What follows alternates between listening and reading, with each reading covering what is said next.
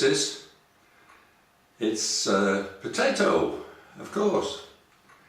And in Britain they are variously called spuds, or tatties in some parts of the country, or taters. The tater is such a flexible little chap, and he can be eaten in a variety of different ways.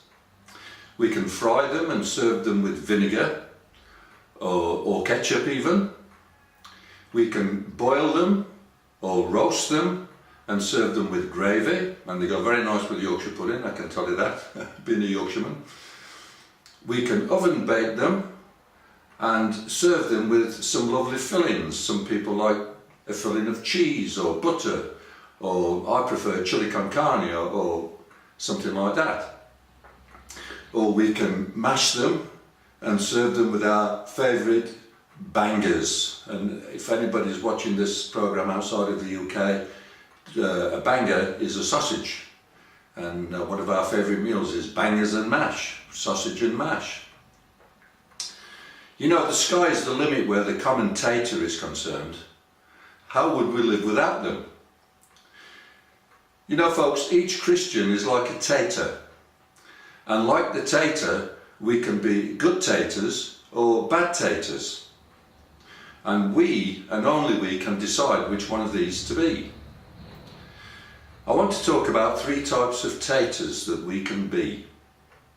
First, there's the spectator. You like that one? Spectator. We all know that a spectator is someone who watches others perform, but they never perform themselves. You will never see them on the field kicking the ball around, but they know every mistake that the players who do kick the ball around make, and how they should or could have done it better. They are simply watchers of the game, but never part of the team. They can easily spot the mistakes of those who are playing, but would never risk making such a mistake themselves. It's so easy for a spectator to have all the answers, but you know, for the players on the pitch, it's a different thing altogether. When we're on the pitch playing, we find that there is an opposing team who also want to win and will fight for the ball. There are all kinds of circumstances surrounding the game, and anything could go wrong at any given time. But to the spectator who simply sits and watches, it's so simple what went wrong, and of course it's always the fault of the players.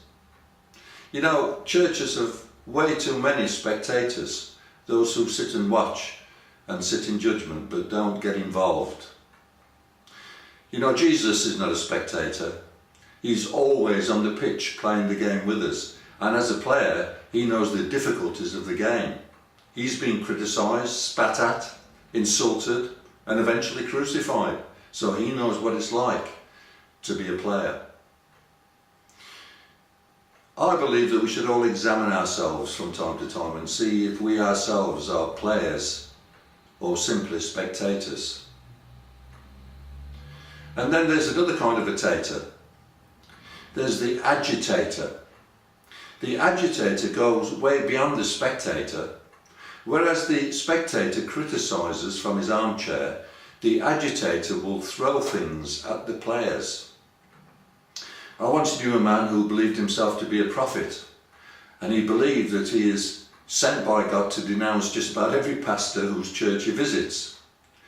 He doesn't belong to any church, but visits all the churches that will allow him. Well, many of them, of course, now have thrown him out and won't let him in anymore.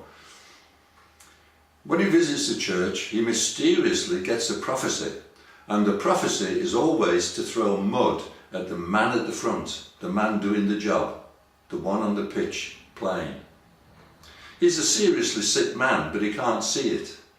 Of course, he never gives the prophecy to the man at the front, but he goes round the church and round the congregation giving it out.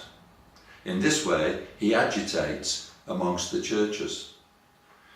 And not only is this man sick, but he's a hypocrite, because he's so full of his own shortcomings, but funnily enough, he never gets a prophecy about his own shortcomings, only about the man at the front. It's like the old saying, you know, when you point your finger at someone, there are three fingers pointing back. Personally, I don't know what creates a spectator or an agitator. It beats me. It's the sheer blindness of these people that baffle me.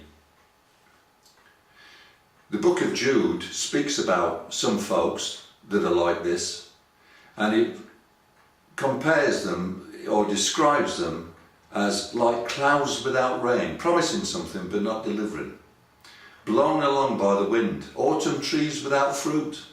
These people are grumblers and fault finders. They follow their own evil desires. Isn't that interesting how the Bible describes these kind of people? They follow their own evil desires.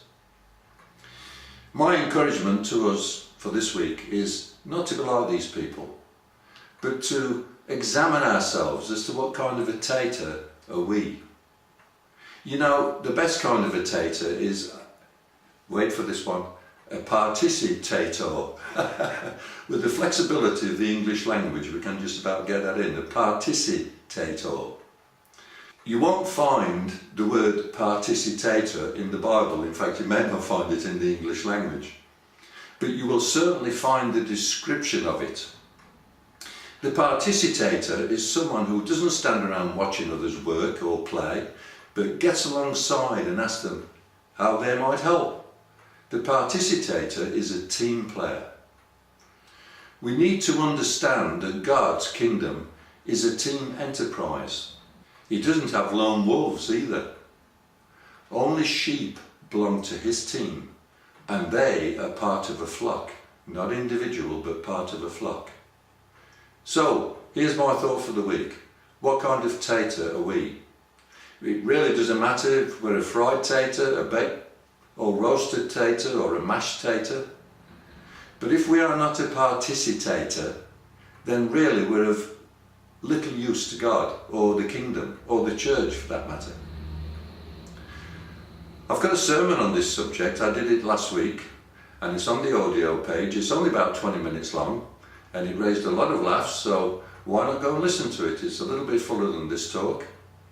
So maybe go and listen to it. Look around the site, have a great week as well, and God bless you all. Bye for now. Bye.